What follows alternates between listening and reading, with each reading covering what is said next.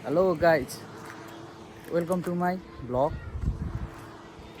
अहिले चाहिँ म क्रोसियाको जाग्रेबको कुपिनिचिकामा छु।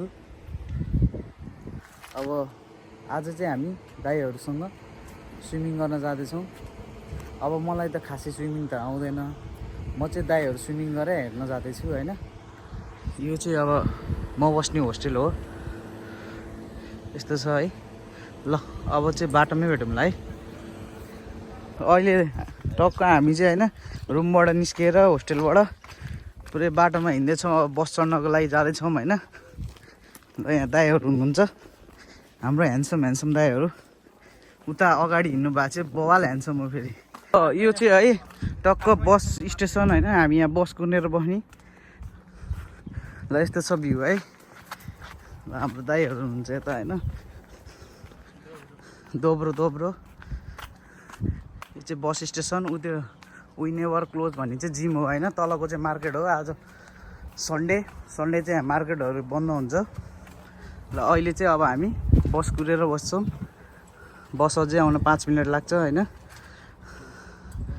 ल जाग्रेबको भ्यू यस्तै छ।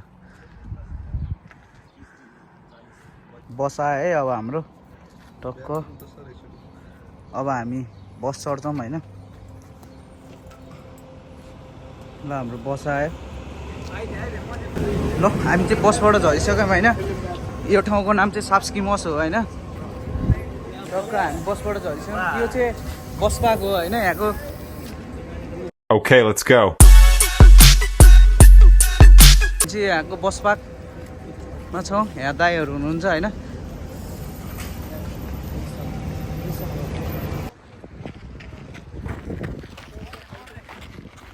ल यो चाहिँ बाटो होइन, उता नौनी ठाउँ जाने ठाउँमा दाइहरू हुनुहुन्छ होइन। म चाहिँ यहाँ छु।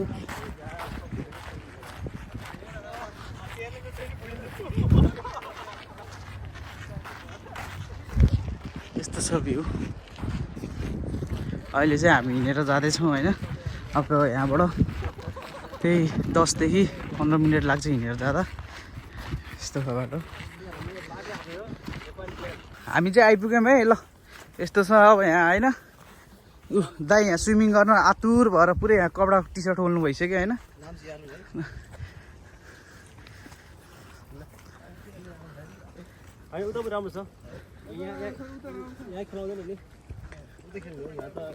स्विमिङ गर्ने ठाउँ चाहिँ आइसक्यौँ है टक्क।